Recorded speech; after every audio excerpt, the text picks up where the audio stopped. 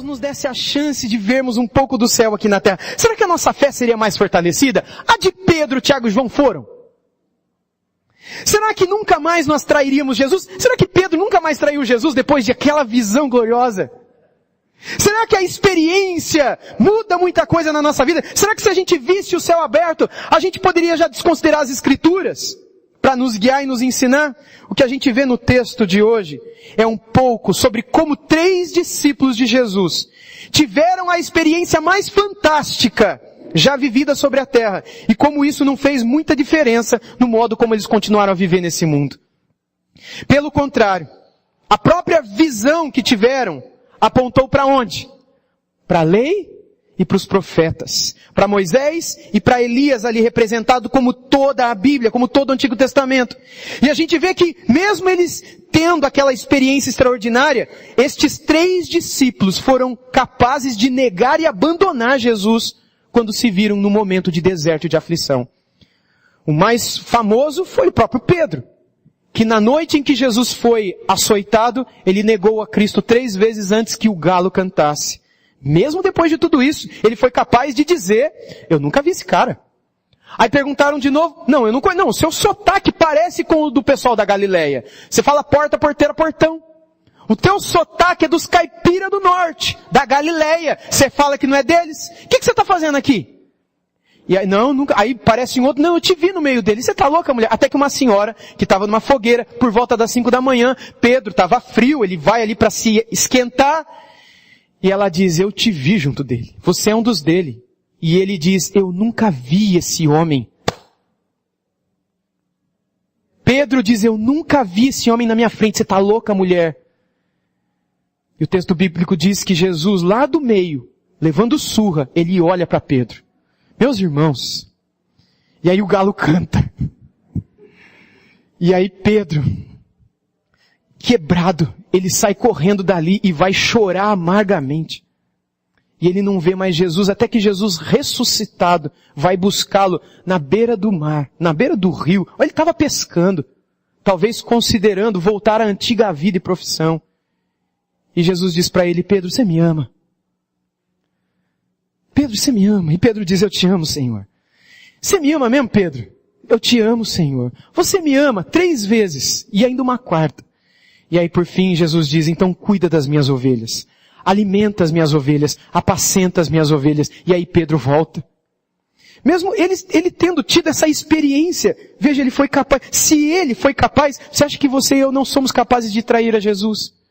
Veja que nenhuma experiência substitui o lugar da lei e dos profetas na nossa vida. De nós estarmos diante da palavra, nos alimentarmos da palavra. Se eles passaram por isso, não pense que você e eu não podemos passar. Tentações nas quais a gente vai pensar muitas vezes e talvez até sermos tentados a negar a Jesus. Quanta gente que se diz cristão tem negado a Jesus diariamente. Pessoas que se julgam discípulos de Jesus, mas por qualquer coisa negam a Ele. Negam-no por uma mentira, negam-no por uma cobiça, negam-no por uma olhada, negam-no por um clique, negam-no por um site, negam-no por dinheiro, negam-no por uma posição, negam-no porque querem em algum momento, algum prazer, alguma oportunidade. Mesmo que essa envolva negar tudo o que Ele diz a nós sobre segui-lo. Mesmo que todas essas coisas apontem para um caminho diferente daquele que Ele tem vivido, a gente está pronto para deixar tudo, para poder seguir pelo caminho errado. Meus irmãos, essa tentação é a tentação que todos nós temos vivido diariamente.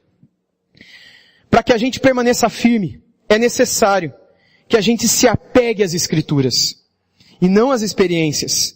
O que sustentou Pedro, Tiago e João em suas vidas não foram as experiências que eles tiveram com Jesus, mas o que o Espírito Santo revelou sobre Jesus e o Pai, através das Escrituras que eles acabaram sendo usados para terminar de escrever depois.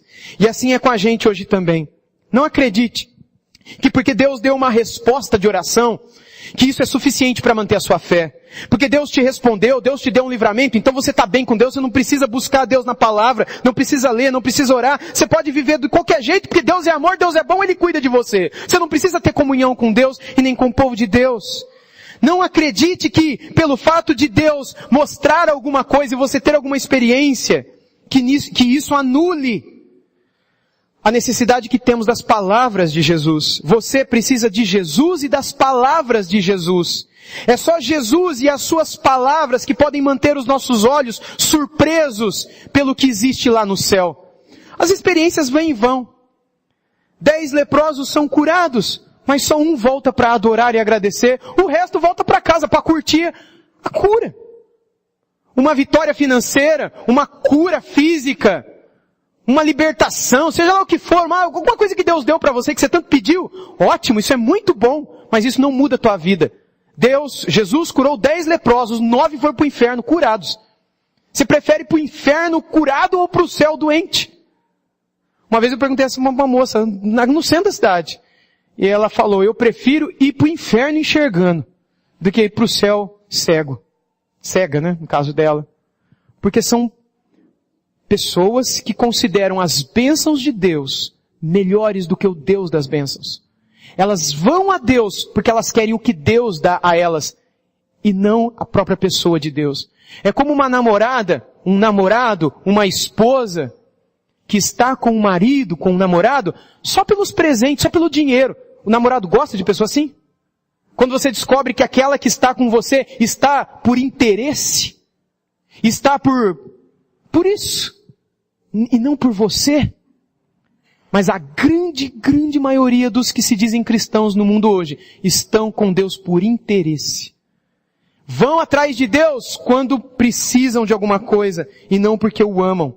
A verdadeira janela aberta para o céu é Jesus e a sua palavra, meus irmãos.